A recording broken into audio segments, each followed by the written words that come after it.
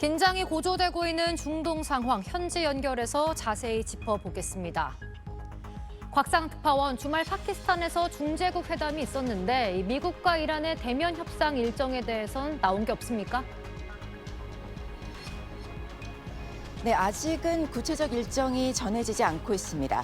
지난 주말 파키스탄에서 열린 4개 중재국 회담 이후 파키스탄 외무장관은 며칠 안에 미국과 이란의 대화를 자국에서 추진하겠다고 밝혔는데요. 하지만 날짜는 물론 직접 협상인지 간접 협상인지조차 정해지지 않았습니다. 이란이 공식적으로는 아직 협상에 선을 긋고 있어서 미국과 이란 간 회담 일정은 여전히 안개 속입니다. 이란이 핵 확산 금지 조약 탈퇴를 검토하고 있다 이런 보도도 나왔는데요. 그 배경이 뭔가요?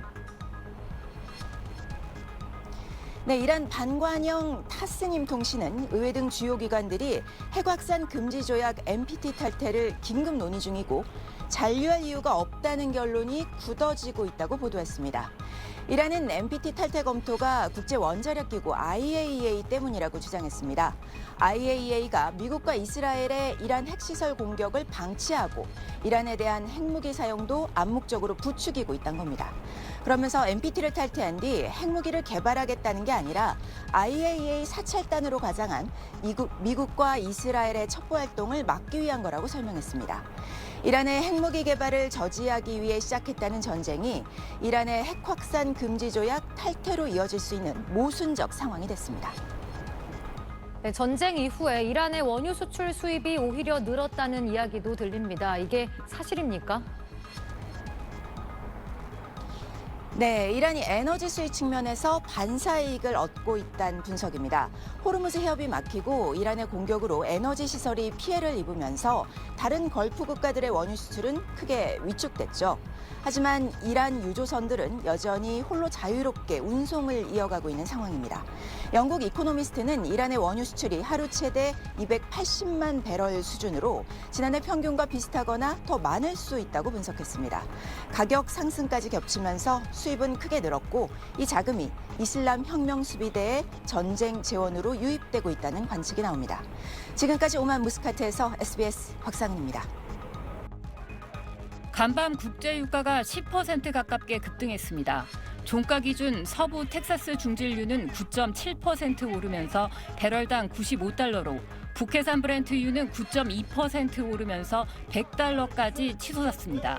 국제 유가 기준인 브렌트유는 지난 9일 장중 배럴당 100달러 선을 넘었지만 종가 기준으로 100달러 선 위에서 마감한 것은 지난 2022년 8월 이후 3년 7개월 만입니다.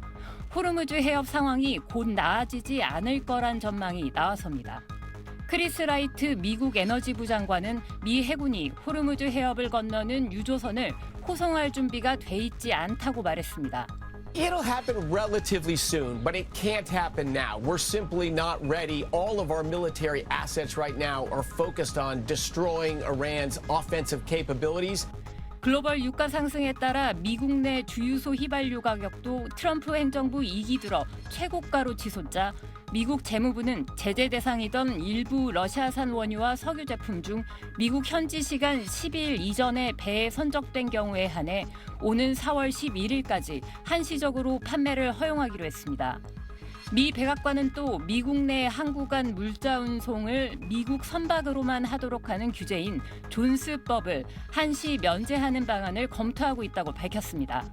존스법이 면제되면 외국 선박도 미국 항구 사이에 석유를 비롯한 에너지 제품을 실어 나를 수 있게 되는데 30일간 면제가 유력합니다. SBS 유덕기입니다.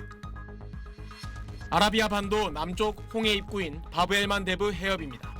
여전히 배들이 묶여있는 호르무즈 해협과는 달리 홍해 안팎으로 선박들이 줄지어 이동하는 모습입니다.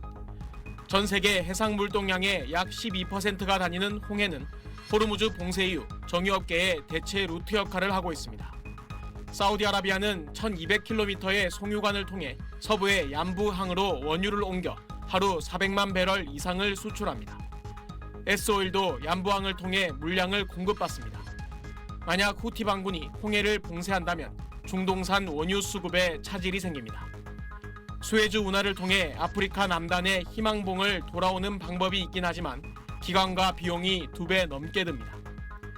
결국 원유 공급이 경직돼 국제 유가가 $150 이상으로 치솟을 거란 분석도 나옵니다.